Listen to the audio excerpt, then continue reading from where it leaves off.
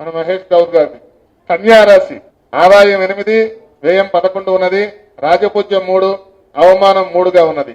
తులారాశి వారికి ఈ సంవత్సరం ఆదాయం 5, వ్యయం 14, రాజపూజ్యం 6, అవమానం 3గా ఉన్నది. వృశ్చిక రాశి వారికి ఈ సంవత్సరం ఆదాయం 11, వ్యయం 5, రాజపూజ్యం 2, అవమానం 6గా ఉన్నది.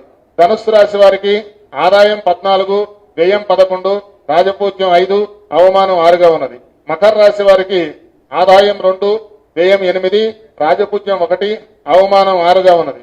కుంభరాశి వారికి ఆదాయం 2, వ్యయం 8, రాజపూజ్యం 4, అవమానం 2గా ఉన్నది. ఇక చివరిగా మీనరాశి వారికి ఆదాయం 14, వ్యయం 11, రాజపూజ్యం 7, అవమానం 2గా ఉన్నది. ముఖ్యంగా ఈ సంవత్సరము మిశ్రమ ఫలితాలే మనకు సూచిస్తూ ఉన్నాయి. కాబట్టి ఈ సంవత్సరము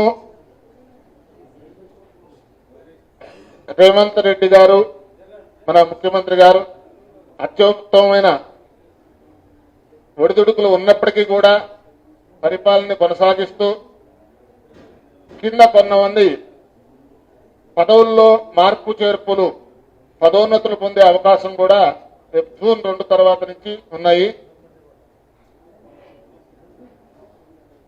కాబట్టి కొన్ని మార్పులు ఏవైతే ఉన్నాయో కార్యకర్తలందరూ కూడా సహకరించాలి. అందరికీ పదవులు రావాలంటే కూడా కష్టమే. ఎందుకంటే నేనే ముఖ్యమంత్రి అవ్వాలి, నేనే ప్రధానమంత్రి అవ్వాలంటే అందరూ కాలేరు కదా, ఎవరో ఒకరే కాగలరు.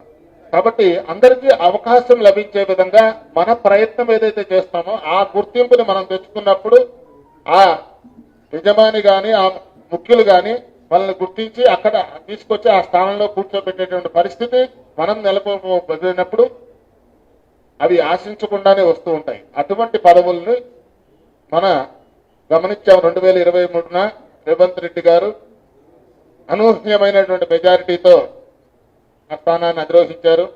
అలాగే ఈసారి మహేష్ కుమార్ గౌడ్ గారు భగవద్ ఆశీర్వాదంతో ఒక నూతన పదవిని అలంకరించబోతున్నారు.